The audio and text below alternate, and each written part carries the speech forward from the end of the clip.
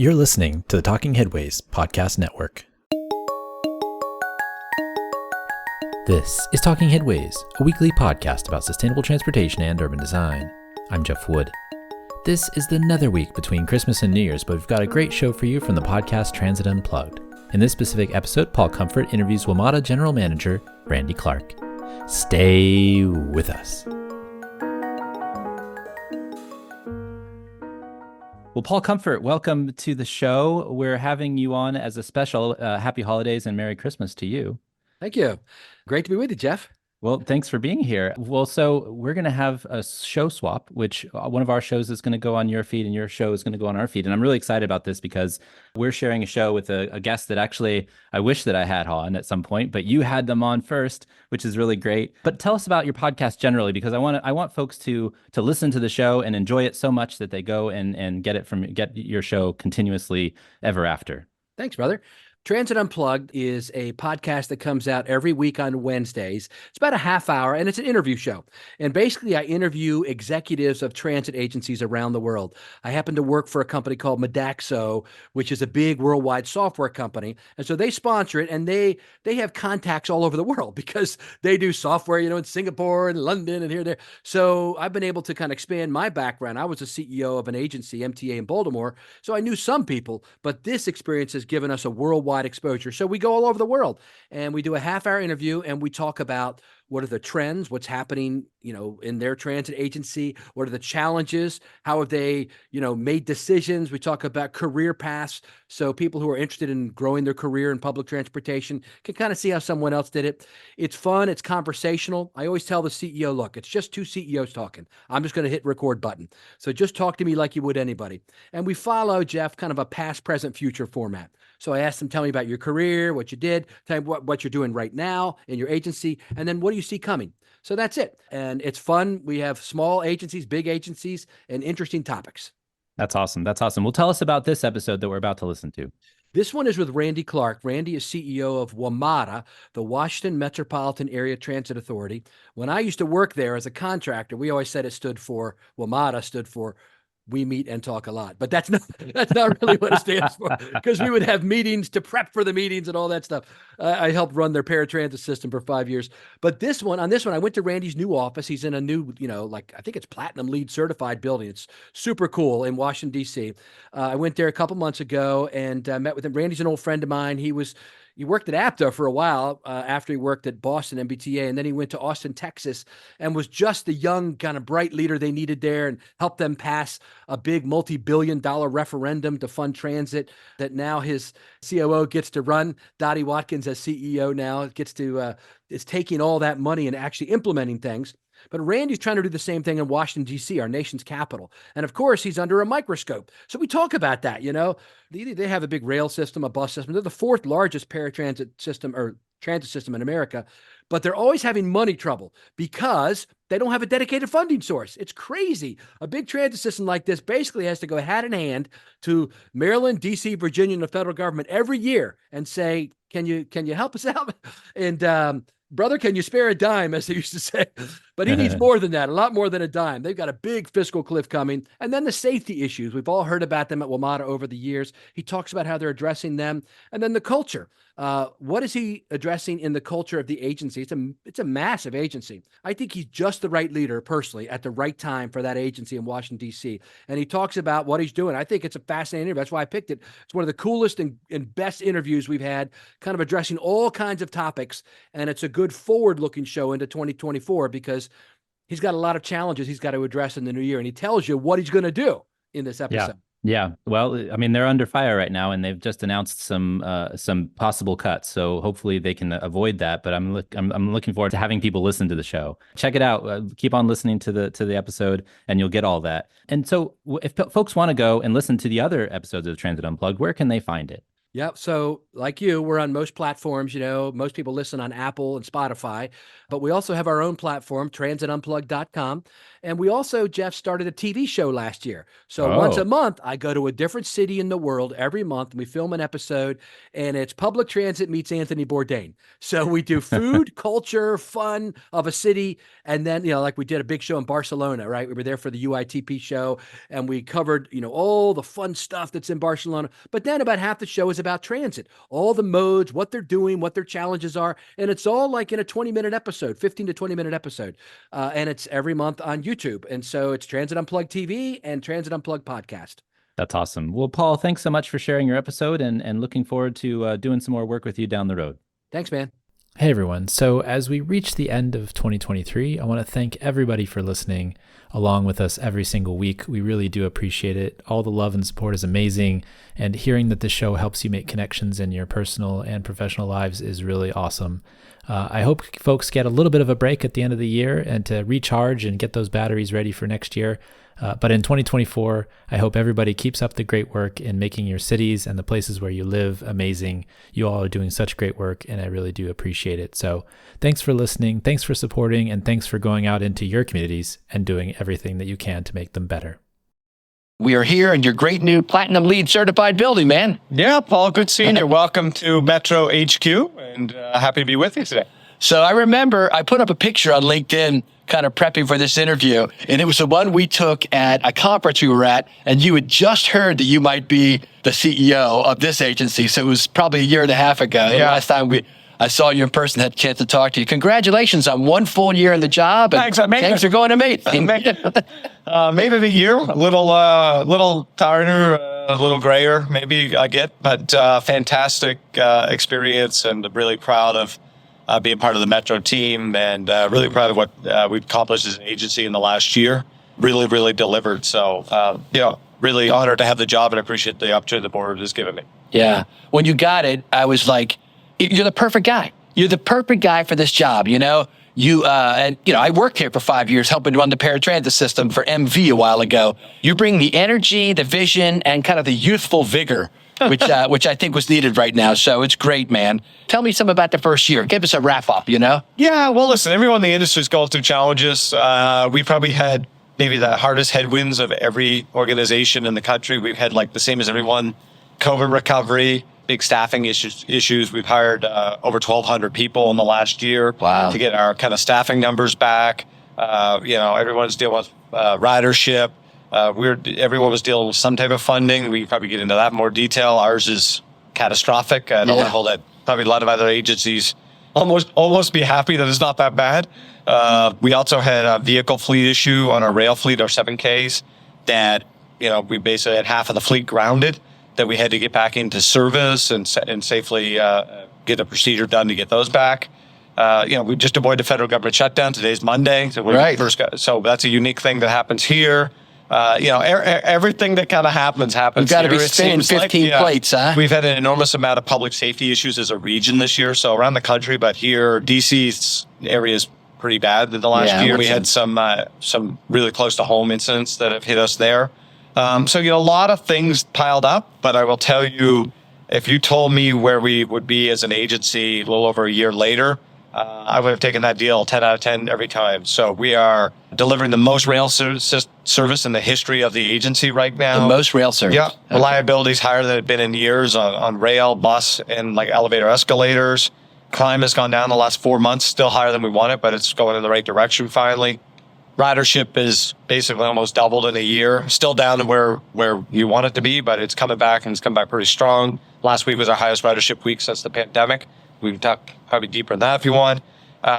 We got Silver Line open over at Potomac Yard Station. Yeah, babe, that was nice. On a different line, and save money.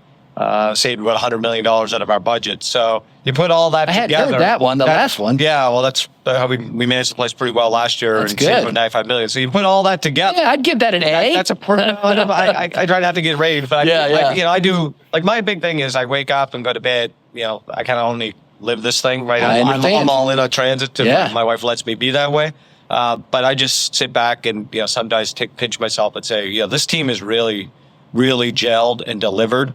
And it shows the customer satisfaction. We have the highest customer rail satisfaction since 2013, which ties the highest in the agent's history.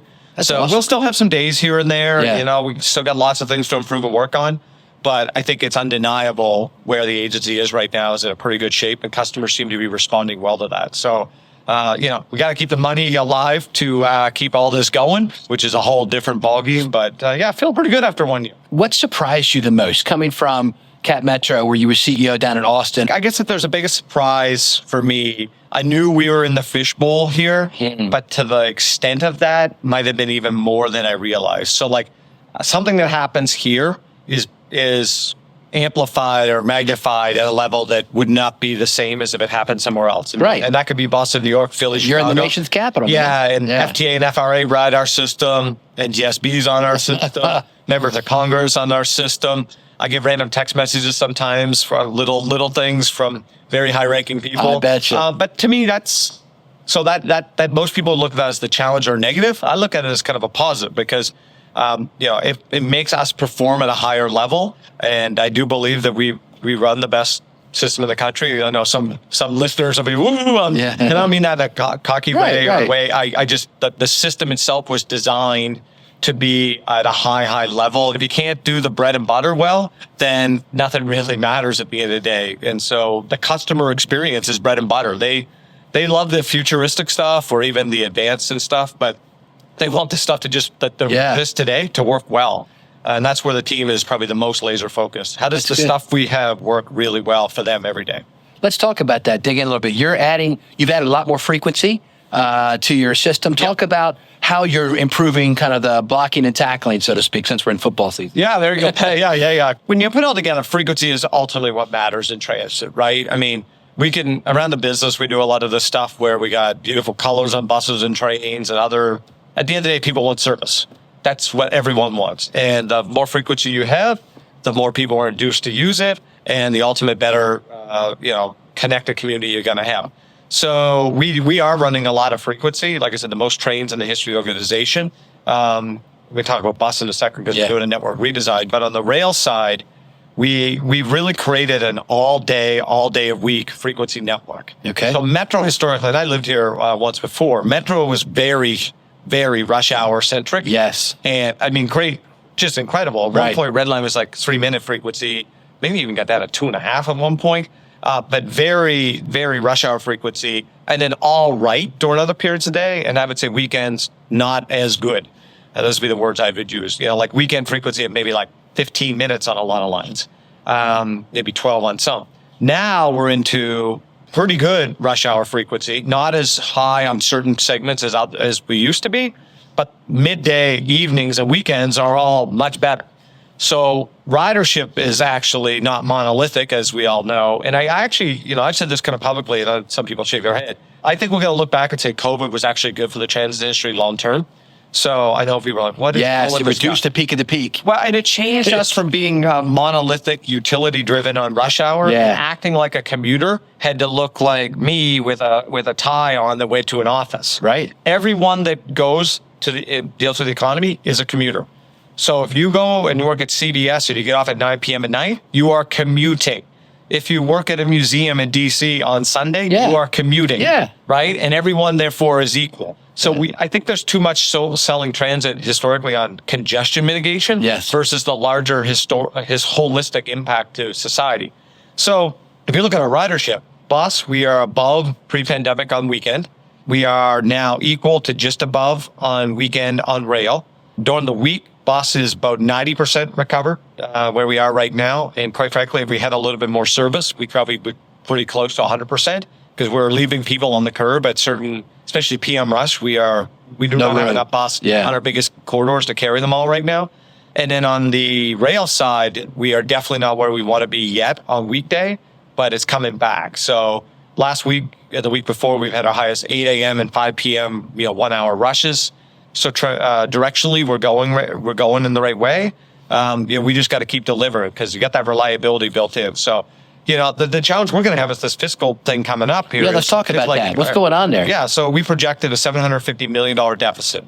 So that, just so everyone gets that, right? A 1 year deficit? 1 year, 750 What's your million total operating. budget? So Annual operations budget. about 2.5 billion, capital's 2.5, so about 5 billion total. Okay. Right? We have a $750 million operating deficit. That's bigger than outside of like, I don't know, 10, 15 Yes. agencies, 20 agencies in the country. Right. That's the entire budget. Yeah. That's just our operating deficit, right? So Maybe explain why that is, that you don't have a dedicated funding source None. there. None. That's pretty weird.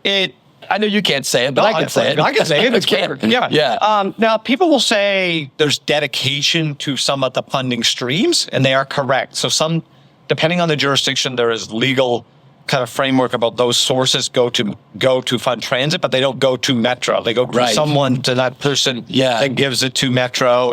And so we have a lot of layers here. It's like lasagna, right?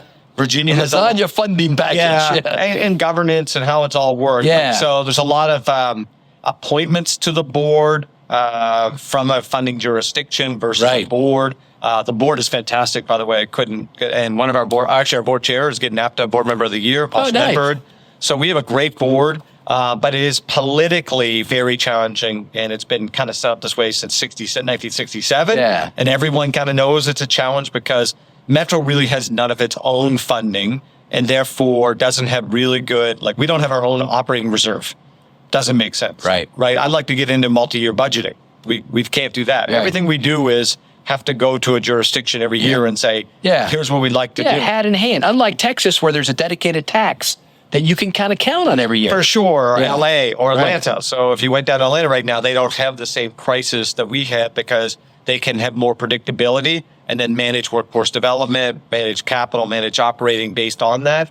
So to me, it's not so much we need our own money. Logically, I do think there is a lot of value in that.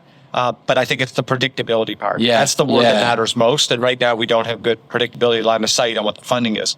So then you get to a deficit by three sources for us. Okay. One, we gave a jurisdictional credit. So we actually gave money back to the jurisdictions in the first year of the COVID crisis because we had some federal money and they didn't before they got their money.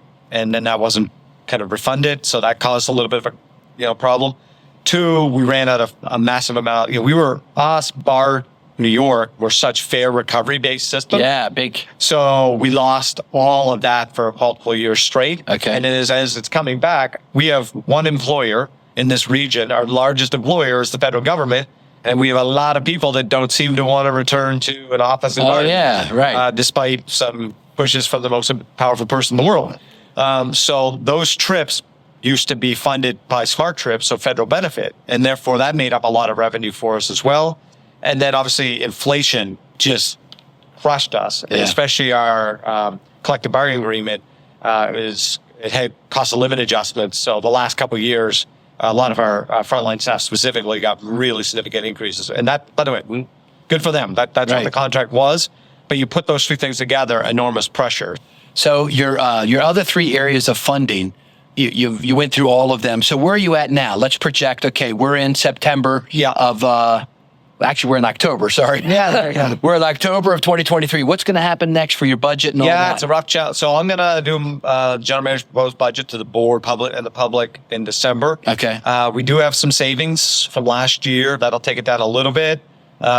We have a cost efficiency task force that I think we could save another $50 million a year annual, reoccurring. So that's good. Okay. We think the inflation numbers are coming down a bit. That matters a lot for our cost escalation on labor. So we have a little savings there. We're probably gonna, I don't want to get that there's no decision made, but I'm pretty sure we're going to use a higher level of FTA preventive maintenance funding and use operations on some of that. That could be worth at a part of $300+ million for our agency size. But even if we do all of these things, I might get the deficit down to 300. We're going to play around with a little bit on fares. We're going to with that later this month and some service efficiencies. I'm going to do everything I humanly can to protect service. Yes. Period. And especially frequency. The second you start cutting into frequency, it starts. Right. And it's pretty hard to get it back. That death spiral. Yeah. And even people go, it's not a death spiral. It's just one ring. Well, then that ring might take 6 years to get to that service level back. And again, if everyone's using the system differently now, what ring am I supposed to cut? Yeah. Now, we think we have a couple small efficiencies that we, like let's not run 8-car train sets, run some 6s over here and do.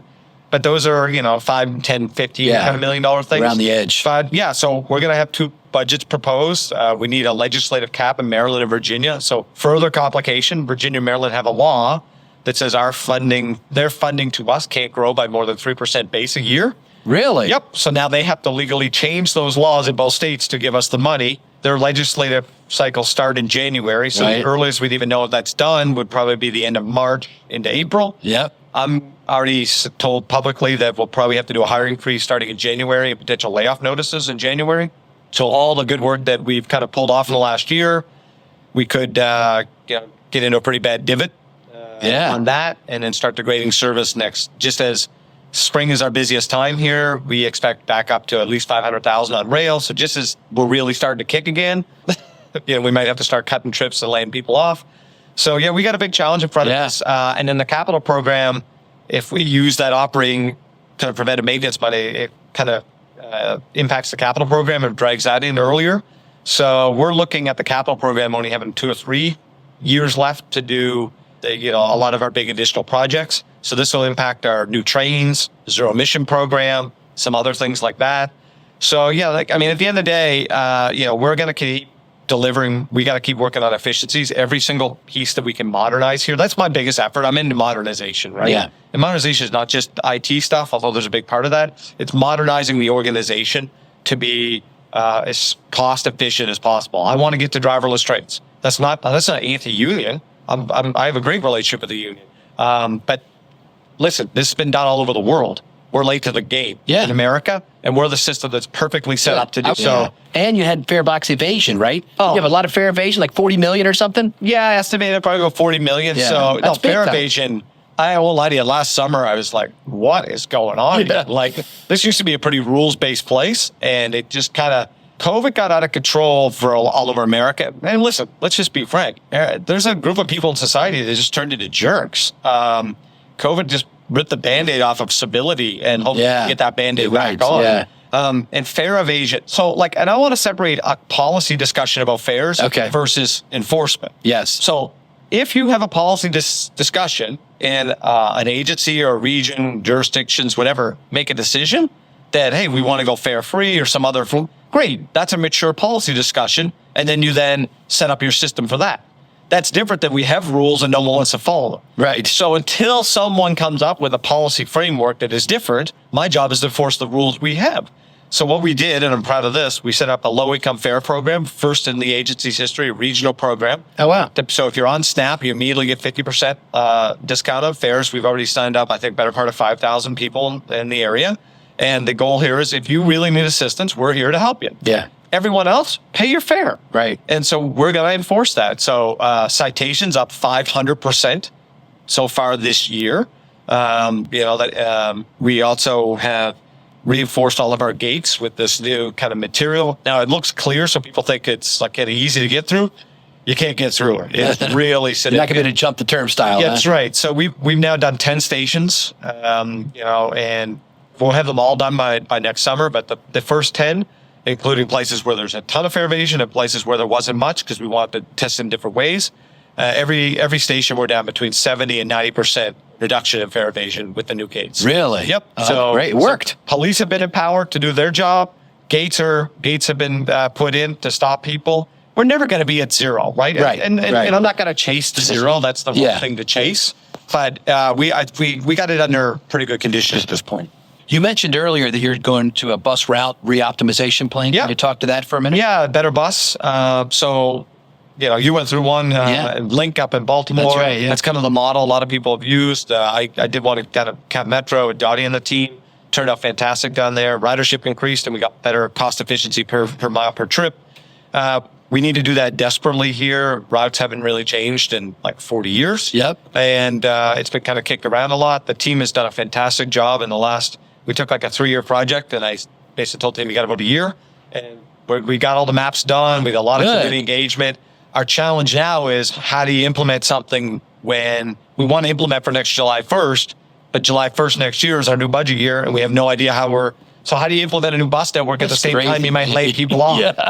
Right? Yeah. It cut It's going to be like Denver was, where they couldn't do their new thing because they didn't have. So we don't know. Yeah. So we don't know what to kind of do there, and so we are probably going to not be able to implement on that, but we're not quite sure yet. We'd love to, because it actually increases efficiency of the network. Yeah. And it actually drives more ridership. But I can't do that while I'm also potentially laying people off. So, we're into a really challenging year here in that for sure. There's so many initiatives happening at once, and they all have to kind of work together. So tomorrow, I'm going out to Dulles, and we're going to celebrate our millionth customer at Dulles. Boom. So since November, we've had 1 million people use Dulles Airport. Dulles Airport is the fastest growing airport in the country for international flights. And the number one reason the airlines and the airport saying is because we have the new Silver Line to the airport. Really? Yeah. So that's awesome. So that's why I'm relatively optimistic about the funding stuff. All rational thought should be not, but maybe it's my, I don't know what you call it, young energy or whatever. The vigor, or it's my naivete. But I don't believe we're going to have a rail line that took 40 years to get to Dulles Airport, and then we're going to not run trains to it. Yeah. Or we're not going to run trains to the Pentagon. Oh, we're not going to run trains to DCA. Come on, and on. So I think we're going to get there, but so that's how all this fleet is coming together, and lots of good stuff. All right, now let's talk about a tough issue for a couple minutes, and that's crime. Crime has really been hitting. You see it in the papers in New York and LA a lot, in Chicago, but here too? Oh, no question. Yeah. DC, I think, is at the highest murder rate this year. It's been since maybe 2013-ish. Okay. Something like that. It's been a really bad time in the region. And it's not just in DC. It's all like the suburbs. Part of this, too, if you look around the country, places that kind of came out of COVID had a year and a half, a lot of violence. We came out of COVID probably last of every city in the country. It was much more cautious here. NIH is here. Lots of reasons for that. I'm not judging good or bad. Just factually. So there's been this big spike of violence. Lots of really sad. A lot of young people, guns everywhere. A lot of teenagers killing each other.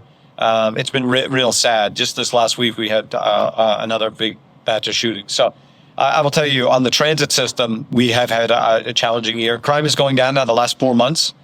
We have a really good chief. We put all of our officers. We've hired 100 armed security guards in the system every day as well. Plus, we have MOUs with 5 other police departments to do patrols in our system with our officers. We have police everywhere. I brought, just like I did in Austin, crisis intervention specialists. So we have like social worker style individuals out dealing with people that might have some issues out on the system, and they've done some really good stuff to help people.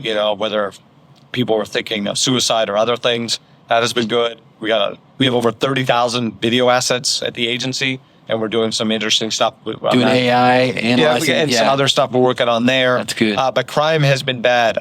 We had probably hands down the most tragic day I've had in my entire career. We had one of our electricians at a station. There was a guy with a gun. He was shooting multiple people. We had an electrician, grabbed him, tried to subdue him. Unfortunately, that our employee got shot and killed in front of his partner and other people. So heroic act by our employee. So that was incredibly sad and horrible situation. I will say, I've never seen a region rally around a transit authority more like that. People really came out to support the family and support the organization. And our team, we were worried. A good example, we were worried the next day that people might not come into work. We never had no one didn't show up. It was, so people rallied as an organization. That's wonderful. But I think we've had 5 murders on the system since I've had the job. But luckily, we think we're going in the right direction now. That the spike is seemingly to die off. But as a region, as a country, a lot of us as CEOs, we get together these are topics that are not transit topics. Right. I mean, what am I or whoever runs the system supposed to do? We have a national gun crisis and a national lack of civility crisis, and we're just the blood that runs through, or the arteries that run through a good community with transit. Yeah. So we are not immune for that kind of getting on to us from time to time. So we're doing everything we possibly can. But at a certain point, this is a much larger conversation it does hurt ridership. There's no getting around it. It hurts morale, and it hurts, the employees that work at these agencies. I one of my station managers the other day was dealing with someone with a mental kind of breakdown, having a really tough time. And she's crying, comes over to me, gives me a hug, and I hug her. I'm like, my frontline staff, just like around the industry, we got incredible people who work in this industry. And a lot of people that have certain jobs and offices around the country don't realize that we are first responders every day and deal with a lot of stuff that they don't see. So just really proud of the people that work here and around the industry going through a lot of difficult times.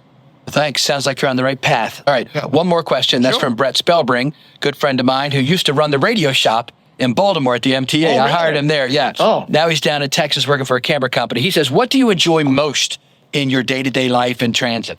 Yeah, hey, like I'm in the system every day. I've had, I don't know, 600 plus. Yeah, you ride to work, right? Every day. And on the weekends, my wife, they take a bus to, like, that's just what we do, right?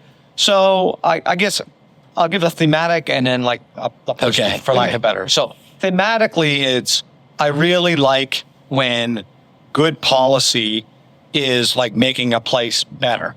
And so what I mean by that is like when transit works well, no one should be talking about it.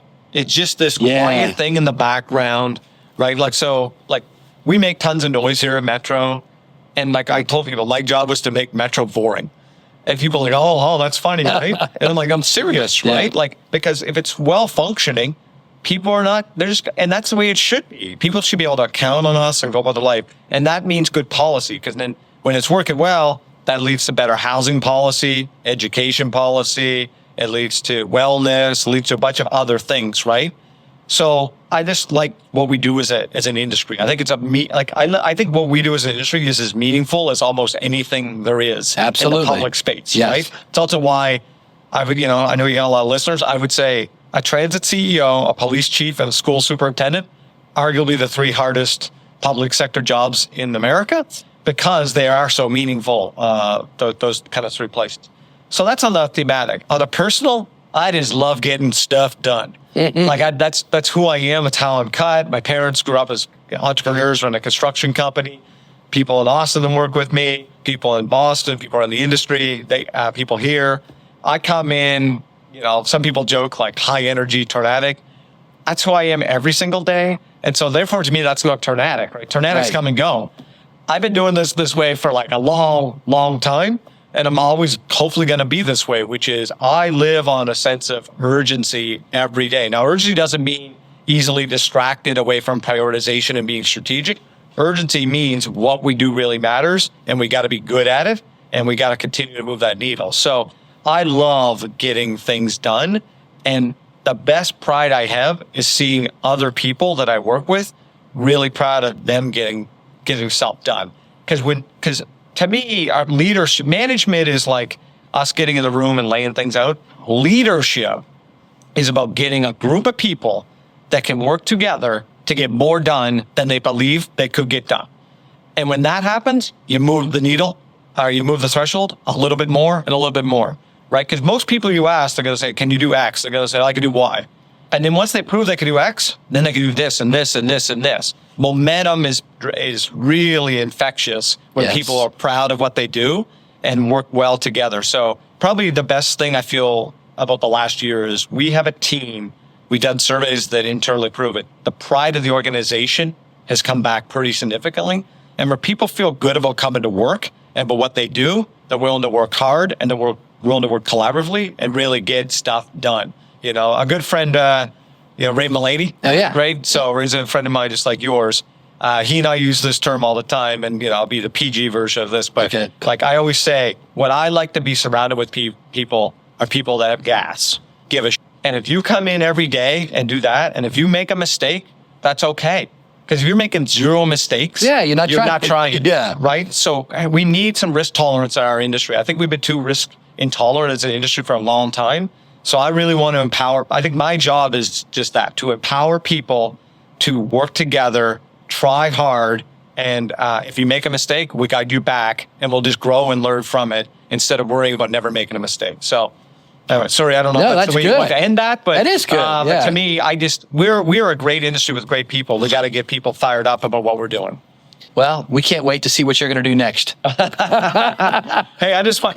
it's what time is it? Yeah. I got the PM rush hour in a few hours. That's so, right. Yeah, you're only as good as your latest rush Gotta hour. keep huh? our eye on that price too. Yeah, Randy Clarke, CEO and General Manager of Washington Metropolitan Area Transportation Authority. Thank you so much for being our guest today. Yeah, thanks, Paul. Good seeing you again.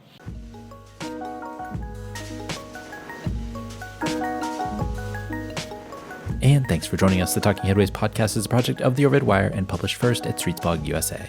Thanks to our generous Patreon supporters for supporting this week's podcast, and you can find out more at patreon.com/theoverheadwire.